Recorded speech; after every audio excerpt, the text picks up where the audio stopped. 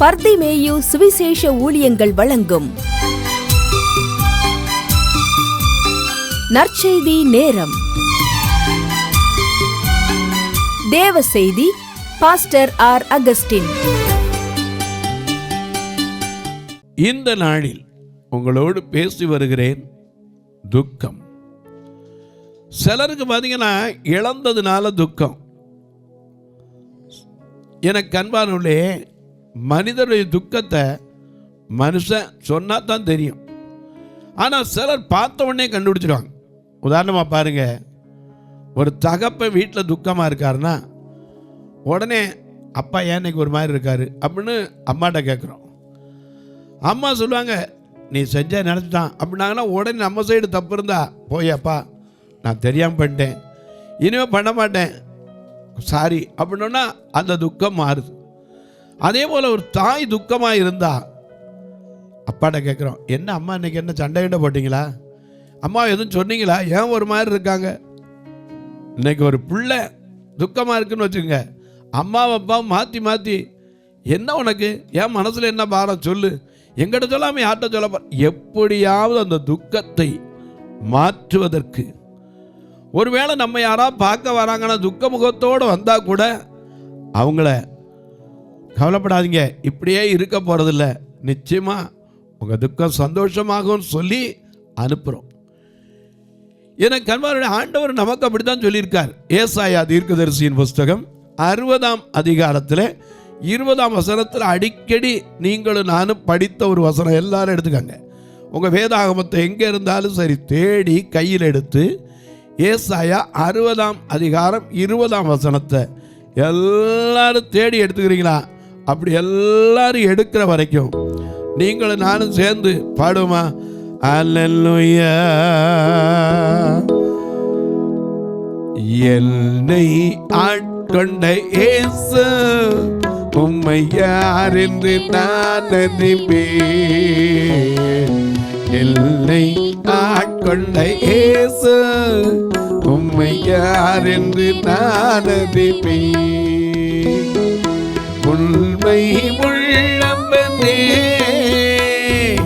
உண்மை உள்ளவனே, என்றும் நன்மைகள் செய்பவனே, என்றும் நன்மைகள் செய்பவனே. உண்மை உள்ளவனே, என்றும் நன்மைகள் செய்பவனே, என்றும் நன்மைகள் செய்பவனே. என்னை ஆட்கொண்ட இயேசு உம்மை யார் என்று நான் அறிவேன்.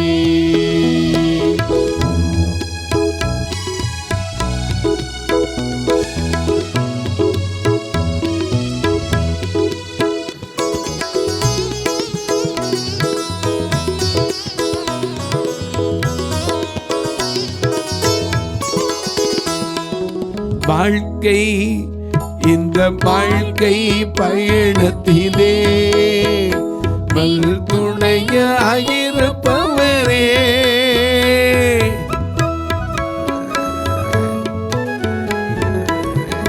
வாழ்க்கை பயணத்திலே நல் துணையாயிருப்பவரே. உன் வார்த்தையை நான் தேற்றி வளமாய் காப்பவரே. உன் வார்த்தையை நான் தேற்றி வளமாய் காப்பவரே. என்னை ஆட்கொண்ட இயேசு உம்மை யார் என்று நான் அறிவேன்.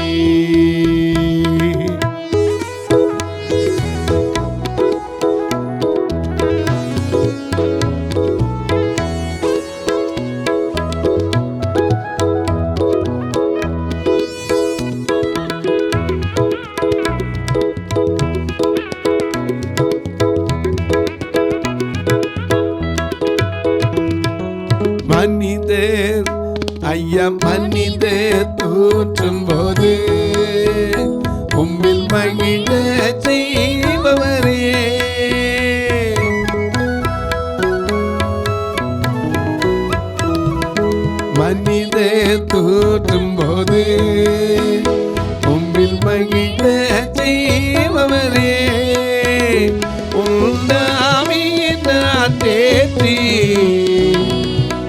அபிஷேகம் செய்பவரே உந்து ஆவியினால் தேற்றி அபிஷேகம் செய்பவரே என்னை ஆட்கொண்ட இயேசு உம்மை யார் என்று நான் அறிவேன். என்னை ஆட்கொண்ட இயேசு உம்மை யார் என்று நான் அறிவேன்.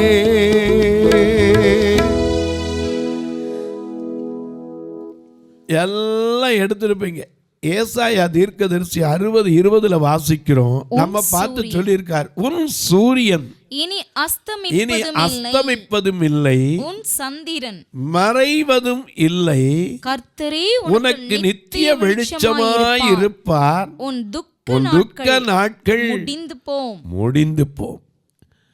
மனுஷனுக்கு ஆண்டவர் ஆறுதலா கொடுத்த உன் துக்க நாட்கள் முடிந்து போன்றிருக்க. ஆனா அவர் துக்கமா இருந்தாருன்னு எழுதியிருக்க. அசட்டை பண்ணப்பட்டார். அழகா எழுதி வச்சிருக்கார். ஏசாயா 53:3 அவரை குறித்து நான் வாசிக்கும் போது அவர் அசட்டை பண்ணப்பட்டவரும் புறக்கணிக்கப்பட்டவரும் துக்கம் நிறைந்தவரா. ஏன்னா நம்முடைய துக்கத்தை மாற்ற வந்தவர் ஏன் துக்கம் நிறைந்தவராக இருக்கணும்? ஏன்னா நம்ம பார்த்து சொல்றாரு, உங்கள் துக்கம் சந்தோஷமா மாறுங்கிறாரு. முதல்ல நம்ம தியானித்தோம் மனதின் துக்கம். சில நேரத்தில் இழந்துட்டா அந்த துக்கத்தில் என்ன பேசுகிறோன்னே தெரியாது. அநேக நேரங்களில் பாருங்கள், நமக்கு பிரியமான ஒன்றை இழந்துட்டோம்னா, அல்லது பிரியமான ஒருவரை இழந்து நின்னோம்னா, அல்லது சில பொருட்களை இழந்து நின்னோம்னா அந்த துக்கம் ரொம்ப நாளைக்கு மனசில் இருக்கும். நான் சின்ன பிள்ளையாக இருக்கும்போது ஒரு அம்மா கண்ணு தெரியாதான்னு வீட்டில் உட்காந்துருக்கையில் அந்த குழந்தைய ஆட்டிக்கிட்டு விட்டுட்டு போயிட்டாங்க.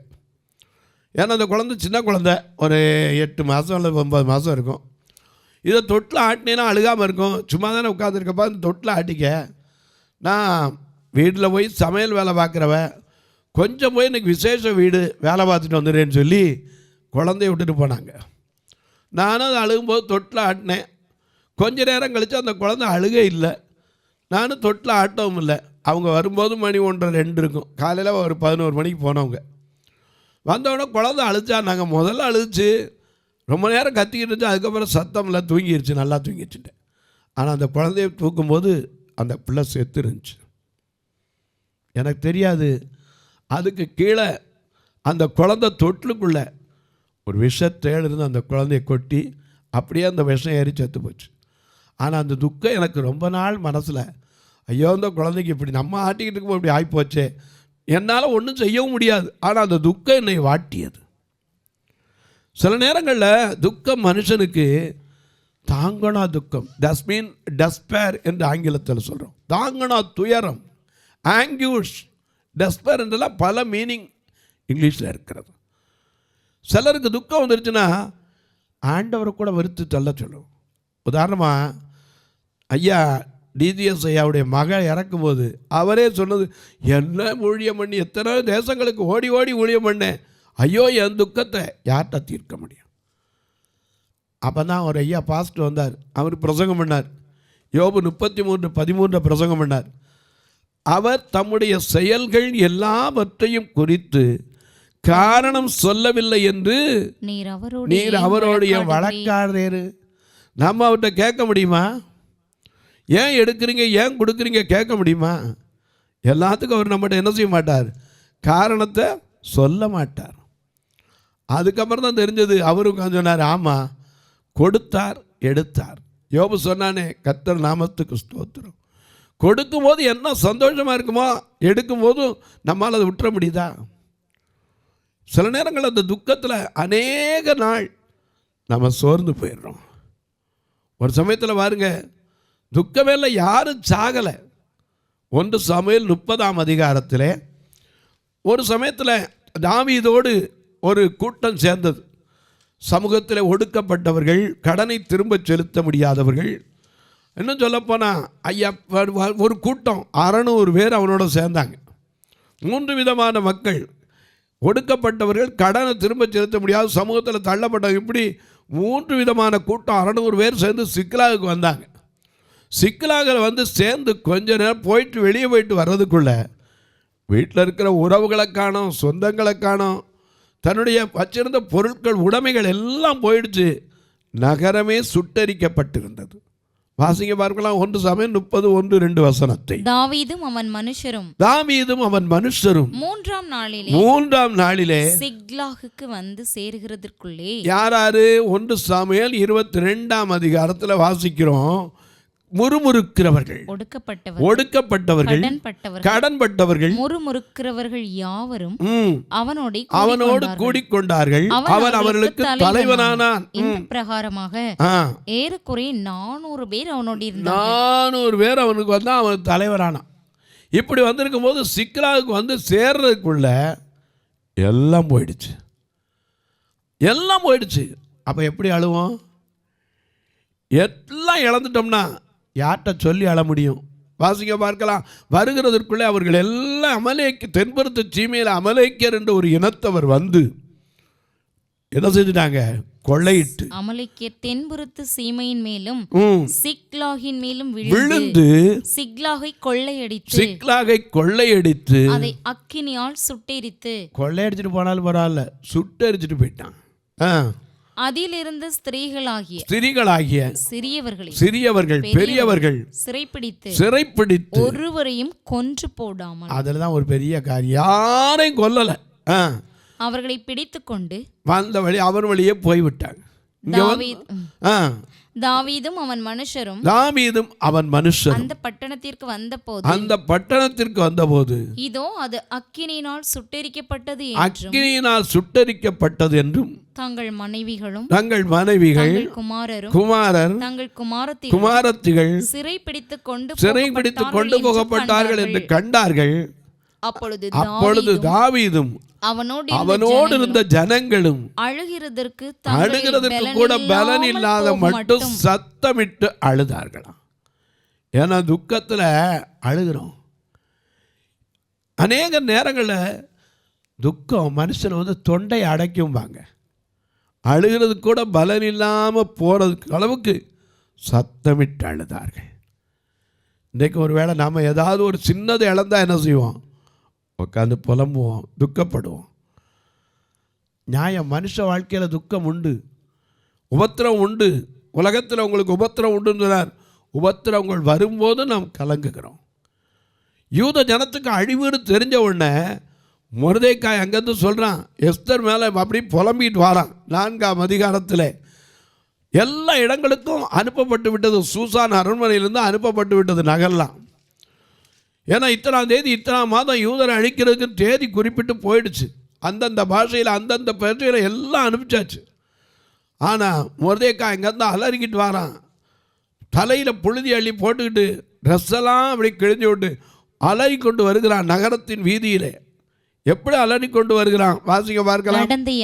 நடந்த யாவற்றையும் மொர்தெக்காய் அறிந்தபோது தன் வஸ்திரங்களை கிழித்து ரெட்டுடுத்தி சாம்பல் போட்டுக்கொண்டு நகரத்தின் நடுவே புறப்பட்டு போய் துயரமுள்ள மகா சத்தத்துடனே அலறிக்கொண்டு ராஜாவின் அரண்மனை வாசல் முகப்பு மட்டும் வந்தான். பாருங்க, ஒருத்தன் துக்கத்தோட ராஜா அரண்மனைக்கு வர அனுமதிப்பு உண்டா? ஆனால் அலறிக்கொண்டு வருகிறான். ஏன்னா தாங்கோட துயரம். மனித வாழ்க்கையில் ஒரு சின்ன பிரச்சனை வந்துட்டா கண்ணீர் விட்டு அழுகிறோம். சில நேரம் அழுகிறதுக்கு எதுக்குன்னு தெரியாமல் கூட அழுவோம். இங்கே பார்க்கிறோம், எல்லாவற்றையும் இழந்து நிற்கிறவன் அழுதான். ஒரு நகரம் அழிய போது, ஒரு தேசம் அழிய போது, ஒரு இனமே அழிய போதுங்கும் போது யூதர்களே அழிக்கப்பட போகிறாங்களே ஒன்று. மொர்தெக்காய் அலறிக்கொண்டு வீதி நடுங்க ஒரு கிறுக்க பைத்தியக்காரன் மேலே அலறி கொண்டு வரான். ஏன்னா தேசத்துக்காய் தன் ஜனத்திற்காய் திறப்பில் நிற்கிறவன் அலறி கொண்டு வருகிறான். அங்கேருந்து எஸ்தர் பார்க்குறான், அரண்மனைக்கு வந்திருக்கானே, ஐயோ அவருக்கு ட்ரெஸ்ஸை கொடுத்து விடுறான். அவன் அதை வாங்கலை, புதிய ஆடைகளை கொடுத்து வரான். ஏன்னா ராஜா அரண்மனைக்கிட்ட அப்படி வரக்கூடாது. அவனுக்கு போய் ஆடையை கொடுங்க, மொர்தெக்காய்க்கு அறிவிக்க போய் சொல்லுங்க. ஆனால் அவன் தான் கேட்கல. அவன் சொல்கிறான், உன்னை எதுக்கு ஆண்டவர் கொண்டு வந்து உயர்த்தி வச்சார் தெரியுமா? அனாதையா இந்த பூமிக்கு வந்தவன் வரும்போது உன்னை கொண்டு ராஜாத்தி ஆக்குனார. எதுக்கு? இப்படிப்பட்ட காலத்திற்கு உதவியாக இருக்கும்படிக்கு உனக்கு இந்த மேன்மை கொடுக்கப்பட்டிருக்கலாம். ஏன்னா நம்ம மேன்மை கொடுப்பது எதுக்கு? ஆண்டவருக்கு எதையாவது செய்கிறது தான். இன்னைக்கு சிலர்லாம் பார்த்தீங்கன்னா சரி, தான் வேலையில் இருக்க ஸ்தலத்து கூட அதில் ஏதாவது ஒரு 10 பேருக்கு சொல்ல முடியுமான்னு பார்ப்பாங்க. எனக்கு அன்பானவர்களே, ஒரு டாக்டர் இருந்தார். அவர் எப்போ ஆஸ்பத்திரி தோக்குனாலும் எல்லாரையும் கூப்பிட்டு ஜெபம் பண்ணிட்டு தோக்குவார். கவர்மெண்ட்டில் சர்ஜன், அதனால் அவர் வேறு ஒன்றும் செய்ய முடியாது. அவர் எல்லோரும் ஜெபம் பண்ணி தான் செய்வார். அதில் ஒருத்தன் யாரோ மொட்டை கடிதாச்சு போட்டான், இவர் எப்போ வந்தாலும் ஜெபம் பண்ணார்னு. கடைசியில் இடம் மாற்றி ஒவ்வொரு இடமா அவரை மாற்றி போடுவாங்க. ஆனால் அவர் என்ன செய்வார்? கவலைப்படுறதே கிடையாது. ஐயா சாது செல்லப்பா ஒரு நாள் கேட்டாராம். இப்போ அவர் இல்லை, அவர் சொன்ன சாட்சி அது. அவர் கேட்டாராம், பிரதர் பிள்ளைகள்லாம் எங்கே? ஹாஸ்டலில் படிக்கிறாங்க. ஏன் பிரதர் இங்கே வச்சு படிக்க வைக்கலாம்ல? ஒன்றும் இல்லை பிரதர், நான் போகிற இடத்துல சும்மா இருக்க மாட்டேன், காலையில் ஜெபம் பண்ணிட்டு தான் ஆரம்பிக்கணுமே. அது சிலருக்கு பிடிக்காது, என் மேலே மொட்டை படித்து போனால் இதோட 10-13 இடம் மாற்றிட்டாங்க, பிள்ளைய படிப்பு கெட்டு போகும்ல. அதுக்காக தான். ஏன் பிரதர் இப்படி செய்றீங்க, நீங்கள் அதை செய்யாமல் இருக்கலாம்ல. ஏன் பிரதர் இவ்வளவு பதவியை கொடுத்து, அறிவை கொடுத்து, சம்பளத்தை கொடுத்து, நம்மளை உண்டாக்கி வச்சு, நல்ல இருக்க இடம், உண்ண உணவு, உடுக்க உடையெல்லாம் கொடுத்துருக்கார். கத்தருக்காய் எதையாவது செய்யலைன்னா என்ன பிரதர் பிரயோஜனம்னாலும்? மேன்மையை எதுக்கு கொடுக்கிறார் ஆண்டவர் நமக்கு தெரியணும். எஸ்தர் ராஜாத்தி அனாதையாய் வந்தவள், தன் தகப்பனை கூட இல்லை, வளர்ப்பு தகப்பன் இருக்கிறவன். ராஜாவின் முற்றத்தில் நின்று எஸ்தருக்கு என்ன சம்பவிக்குது காத்து கொண்டிருந்தவன் மொர்தெக்காய். இந்த மொர்தெக்காய்க்கு தெரிஞ்ச உடனே அலறிக்கிட்டு வரான். அலறிட்டு வரும்போது நடக்கிறத பாருங்க. திரும்ப அந்த 5ஆம் வசனத்திலிருந்து வாசிங்க. 4ஆம் அதிகாரம் 5ஆம் வசனத்திலிருந்து பாருங்க. அப்பொழுது எஸ்தர் தன் பணிவிடைக்கென்று ராஜாவினால் நியமித்திருந்த அவருடைய பிரதானிகளில் ஒருவனாகிய ஆத்தாக்கை அழைப்பித்து காரியம் என்ன அதன் முகாந்திரம் என்ன என்று அறியும்படி மொர்தெகாயினிடத்தில் விசாரிக்க அவனுக்கு கட்டளையிட்டாள். அப்படியே ஆத்தாகு ராஜாவின் அரண்மனை வாசலுக்கு முன்னான பட்டண வீதியில் இருக்கிற மொர்தெகாயினிடத்தில் புறப்பட்டு போனான். அப்பொழுது மொர்தெகாய் தனக்கு சம்பவித்த எல்லாவற்றையும்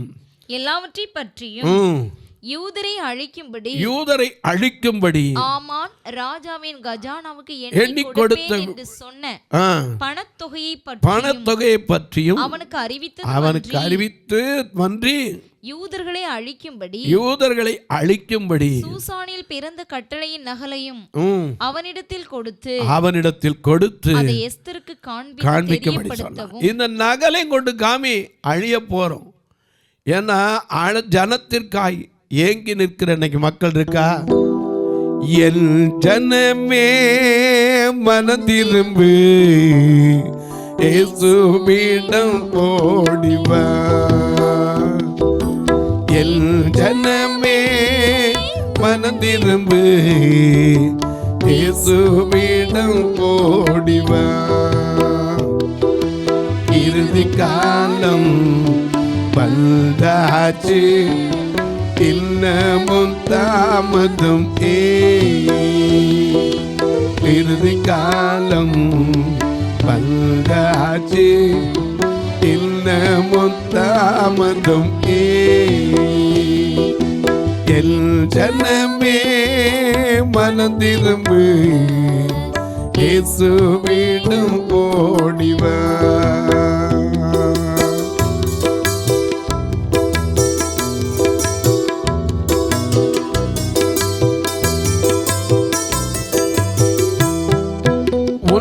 நினைத்து அந்த சிலுவையிலே தாகம்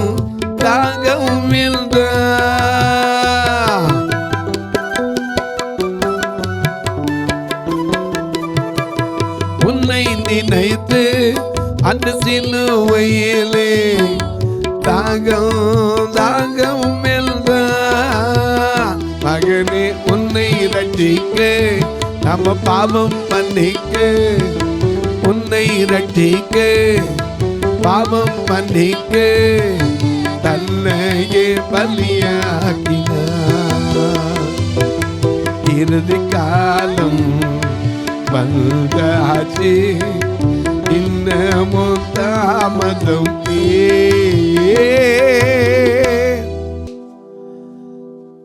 தேசத்துக்காக துக்கப்படுறவங்க இன்னைக்கு எத்தனை பேருங்க? இன்னைக்கு ஒவ்வொரு இடங்களில் தேசத்துக்காய் ஜெபிப்போன்னு உட்கார்றாங்களே. அநேகருக்கு ஆமாம், தேசத்துக்காக என்ன ஜெபிக்கணும்? தேசம் அழிஞ்சால் நாமளும் அழிஞ்சு போவோம், மறந்துடக்கூடாது.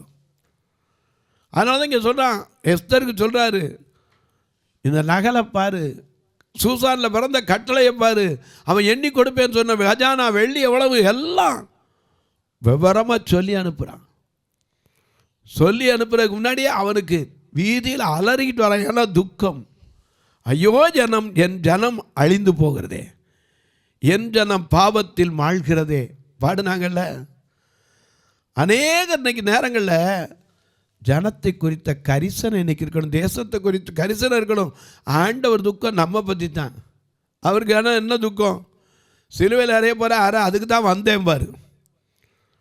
அவரை அடித்து கொண்டு போனால் சரி, அப்பவும் பேதுருவையும் காட்டி கொடுக்க போகிற யூதாசையும் பார்த்து சிநேகிதன் இருப்பார், அவனை பார்த்துக்கிட்டு இருப்பார். ஏன்னா அதுக்கு தான் அவர் வந்தார். இந்த பூலகத்துக்கு இறங்கி வந்ததே எதுக்கு? ஐயா, மனுஷனுக்காக, மனுஷனுடைய அக்கிரமங்கள் மீறுதல்களை நமக்கு உண்டாக்க சமாதானத்தை உண்டு பண்ணும் ஆக்கினை அடைவதற்குத்தான் அந்த கேடு அளந்தார், அதலத்தில் தோன்றினார். அப்போ அவர் துக்கமுகமாக இருக்கேன்னு சொல்கிறாரு. எதுக்காக? இன்னைக்கு பாருங்க, மொர்தெக்காய்க்கு துக்கம் சரி, எஸ்தர் உள்ள இருக்கா தெரியாது. தெரிஞ்ச பிறகு அவளும் துக்கம் கொண்டாள். ஆண்டவரிடத்தில் போய் உபவாசித்து ஜெபித்து ராஜாவிடத்தில் போகிறாள். ஏன்? அந்த துக்கம் சந்தோஷமாய் மாறுவதற்கு ராஜாவிடத்தில் போகும்போது பொற்செங்கோல் நீட்டப்பட்ட போது யூத ஜனத்தின் காரியமே மாறுதலாய் முடிந்தது. தொலைக்காட்சியில் பார்க்கிறேன் அன்பு மக்களே, இந்த நிகழ்ச்சியை பார்க்குறீங்களே, மனதின் துக்கம் மட்டுமல்ல, தேசத்தின் துக்கம். தேசத்துக்கு வரப்போகிற காரியத்தை குறித்து நீங்களும் நானும் ஜெபிக்காமல் இருந்தா யார் திறப்பில் நிற்க? அதான் எசேக்கியேலில் வாசிக்கிறோம் 26-28 சுவரை அடைக்க ஒருவனை தேடினேன், ஒருவனையும் காணேன். திறப்பில் நிற்க ஒருவனை தேடினேன்கிறார். திறப்பில் யார் நிற்பா? தொலைக்காட்சி பார்க்கிற நீங்கள் ஒரு வார்த்தை இதுக்காக ஜெபம் பண்ணுறீங்களா? இந்த நிகழ்ச்சி தொடர்ந்து வரணும், இதுக்காக ஜெபம் பண்ணுறீங்களா? ஒவ்வொரு நாளும் தொலைக்காட்சி கட்டணமே 4000 ரூபா, ரெக்கார்டிங் சேர்த்து நான் 5 ரூபா வந்துடும். 30 நாள் வரணும், இதுக்காக ஜெபிங்க. எங்கள் சபை எப்போ டைம் கிடச்சா வந்து பாருங்கள். 2 கண்ணும் தெரியாத மக்கள், நல்ல வேலை இல்லாத மக்கள், இவங்க மத்தியில் அப்போ ஏன் பிரதர் இவ்வளோ சிரமப்பட்டு சபை நடத்துறீங்க? இந்த ஆத்துமாக்களை ரட்சிக்கப்படணுமே, இவர்களும் ஆண்டவருடைய ராஜ்யத்துக்கு போய் சேரணுமே. திருநெல்வேலியில் ஒரு சபை, மதுரையில் ஒரு சபை, வந்து முடிஞ்சால் எப்பமா பாருங்கள். கர்த்தர் ஏவினால் நீங்களும் ஒரு நாள் நிகழ்ச்சி தாங்கலாம். இந்த பார்வையற்ற மக்களுக்கு நல்ல உணவு கொடுக்க, உடை கொடுக்க, ஊன்றுகோல் கொடுக்கதெல்லாம் எல்லா ஞாயிறும் சாப்பாடு கொடுத்து அனுப்புகிறோம். அவங்கள கூட்டிகிட்டு வர்றதுக்கே மாதம் 20,000 ரூபா வேனுக்கு மட்டும் வாடகை செலவழிக்கிறோம். வந்து பாருங்கள். கர்த்தர் ஏவினால் நீங்களும் தாங்க. ஒருவேளை ஆண்டவர் யாரையா கொண்டாந்து ஒரு புது வேனை கொடுக்க வச்சார்னா, அடையாப்பா வா, மாதத்துக்கு 20,000 ரூபா வச்சா வருஷத்துக்கு 2,40,000 ரூபா. இந்த ஊழியத்தில் எப்போ அவங்கள நினச்சிக்கிட்டே இருக்க மாட்டேருக்கும். ஆண்டவர் அதை வைக்கணும். நீங்களும் அதற்காக ஜெபிங்க. இப்போ கூட சகோதரிகள் வயதானவங்க தங்குறதுக்காக ஒரு இடம் கட்டுமான பணி செய்ய போகிறோம். அதற்காக ஜெபித்தும் காத்திருக்கிறோம். ஒரு சதுரடி 2,300, ஒரு 800 சதுரடியாக கட்டணும்னு ஆசை. ஏன்னா வயதான 2 கண்ணு தெரியாமலே எத்தனை பேர் வச்சுக்கிற விரும்புறதில்லை. அவர்களையும் வைக்க வேண்டும். நேற்றுலாம் ஒருத்தர் வந்தார், 60 வயசு, திருநெல்வேலிக்கு வந்தார். எங்கோ இல்லை, மதுரை திருப்பரங்குன்றத்துலேருந்து வந்தார். கொண்டு வந்து விட்டுட்டு போகிறாங்க. 2 பேரும் கேட்டால் பெரியப்பா, சித்தப்பா, எல்லா அப்பாவும் இருக்காங்க. ஆனால் கண்ணு தெரியாமல் போயிடுச்சு, பார்க்க முடியாது. இப்படிப்பட்ட மக்களையும் பராமரிப்பதற்கு ஆண்டவரை நீங்களே எழுப்பித்தரணும். ஜெபம் பண்ணுங்க. அது மட்டும் இல்லை, உங்கள் ஜெபக்காரி எது இருந்தாலும் காலை 10லேருந்து 5க்குள்ளே சொல்லலாம். சிலர் கேட்பீங்க, பிரதர் நாங்கள் உதவி செய்யணுன்னா எப்படி? இதில் எப்படி வர்றது? நாங்கள் தூரத்தில் இருக்கோம். இதில் 2 ஃபோன் நம்பர் இருக்குது. 2ஐயும் பாருங்கள். ஜிபே உண்டு, ஃபோன்பே உண்டு. கணக்கு வைக்கிறவங்க என்கிட்ட கேளுங்க, அதுக்கும் தனி நம்பர் உண்டு, அக்கௌண்ட் உண்டு, தரேன். அது மட்டும் இல்லை, உங்களுக்கு போஸ்டல் வழியாக தொடர்புலன்னா அதுக்கும் போஸ்ட் அக்கௌண்ட் உண்டு. 36, 35, 80, 88, 89, 63. 36, 35, 38, 89, 63. இந்த நம்மளே தொடர்புலாம். இப்போ உங்களுக்காக ஜெபிக்கட்டுமா? நல்ல பிதாவே, நன்றியோடு துதிக்கிறோம் சுவாமி. இந்த மனமகிழ்ச்சியான நாளிலே துக்கம் எதினால்? மனித வாழ்க்கையில் பலவித துக்கங்கள் உண்டு. வார்த்தையினால் துக்கங்கள் உண்டு. சிலர் சொல்லுகிற சொல்லினாலே துக்கம் உண்டு. ஆனால் சர்வ வல்லவர் துக்கமுகமாய் இருந்தார் என்று எழுதப்பட்டிருக்கிறதே. ஏன் ஐயா? மனித துக்கங்களை குறித்து வரிசையாக தியானித்து வர்றோம். முதல்ல சொன்ன மனதின் துக்கம். இப்போ ஒன்றை இழந்துட்டா புலம்பி அழுகிறோம். ஒரு அழிவு வரப்போகிறது என்றால் துக்கித்து புலம்புகிறோம். ஆண்டவர் நமக்காக துக்கத்தை சந்தோஷமாய் மாற்றுவேன் என்று சொன்னவர், உங்கள் துக்கம் சந்தோஷமாய் மாறும் என்று சொன்னவர், ஏன் அவர் துக்கமுகமாக இருந்தார்? பல காரியங்கள் உண்டு. தொடர்ந்து நிகழ்ச்சியை கேளுங்க. கர்த்தர் ஏவினால் நீங்களும் தொடர்பு கொள்ளலாம். அன்பின் பரலோக பிதாவே, ஆசீர்வதிக்கப்பட்ட இந்த நாளில் யார் யார் என்னென்ன துக்கத்தோடு, மனவேதனையோடு, சஞ்சலத்தோடு, பலவிதமான பாடுகளோடு அமர்ந்திருக்கிறார்களோ, வியாதியின் கொடுமையோடு படுத்து துக்கமுகமாக இருக்கிறார்களோ, வறுமையினாலே துக்கம், தங்களுக்கு அன்பாலே இழந்த துக்கத்தோடு இருக்கிற ஒவ்வொருவருக்கும் ஆண்டவர் துக்கத்திலிருந்து விடுதலை கொடும். உங்கள் துக்கம் சந்தோஷமாய் மாறும் என்று சொன்னீரே, அந்த வார்த்தை ஒவ்வொருவருக்கும் நிறைவேறட்டும். இந்த ஊழியத்தை தாங்குகிற, ஜெபிக்கிற, கொடுக்கிற எல்லா மக்களையும் ஆசீர்வதி. இன்றைக்கும் இந்த நேரத்தில் தங்களுக்கு அன்பால இழந்து தவிக்கிற ஆறுதலற்ற மக்களுக்காய் ஜெபிக்கிறேன். பிறந்த நாள், திருமண நாளை நினைவு கூறுகிற மக்களுக்காய் ஜெபிக்கிறேன். ஆஸ்பத்திரியில் வச்சிருக்கோம், ஐயோ ஐசி வார்டில் இருக்காங்க, என்ன செய்தி வருமோன்னு பயத்தோடு இருக்கிறவர்களுக்காய் ஜெபிக்கிறேன். நோயின் கொடுமையினால இன்னும் எத்தனை நாள் இருக்க போறேன்னு சொல்லி துக்கத்தோடு இருக்கிறவர்களுக்காய் ஜெபிக்கிறேன். ஒவ்வொருவருடைய கண்ணீர் கவலைகள் மாறட்டும். வானத்திற்கும் பூமிக்கும் சகல அதிகாரம் கொண்ட இயேசு கிறிஸ்துவின் ஈடு இணையற்ற வல்லமையுள்ள நாமத்தில் ஜெபிக்கிறேன் நல்ல பிதாவே. ஆமென், ஆமென். சபை ஆராதனை ஞாயிறு காலை 10 மணி முதல் 12 மணி வரை. இடம் பர்திமேயு சுவிசேஷ ஆலயம், அன்னை சத்யா நகர், இளமனூர் அஞ்சல், சக்கிமங்கலம் வழி, மதுரை மாவட்டம். பின்கோட் 625201 மற்றும் பர்திமேயு சுவிசேஷ ஜெப வீடு, flat number 107, Eden garden, Muthur, Tirunelveli. Pincode 627011. சிறப்பு உபவாச கூட்டம் ஒவ்வொரு மாதமும் 2வது சனிக்கிழமை காலை 10 மணி முதல் 1 மணி வரை நாகர்கோவில் YMCA ஹாலில் வைத்து நடைபெறுகிறது. மற்றும் ஒவ்வொரு மாதமும் 4வது சனிக்கிழமை காலை 10 மணி முதல் 1 மணி வரை திருநெல்வேலி புதிய பேருந்து நிலையம் அருகில் உள்ள கிரேஸ் ஹாலில் வைத்து நடைபெறுகிறது. எங்கள் எல்லா ஆராதனைகளிலும் கலந்து கொண்டு தேவனை மகிமைப்படுத்த அன்பாய் அழைக்கிறோம். உங்கள் உதாரத்துவமான காணிக்கைகளினால் இவ்வூழியத்தை தாங்க விரும்பினால் R. Augustine, account number 5021364331, IFSC code IDIB 000B066, Indian bank, BP Kulam, Madurai. GPay number 98421819117, BGM ministries மற்றும் 9442559772, பிளைண்ட் மினிஸ்ட்ரீஸ் அகஸ்டின். உங்கள் தொடர்புக்கு பாஸ்டர் R. அகஸ்டின், பர்திமேயு சுவிசேஷ ஊழியங்கள், நாகமலை, புதுக்கோட்டை, மதுரை 625019. தொலைபேசி எண்கள் 9842181917 மற்றும் 9442559772. கர்த்தர் தாமே உங்களை ஆசீர்வதிப்பாராக.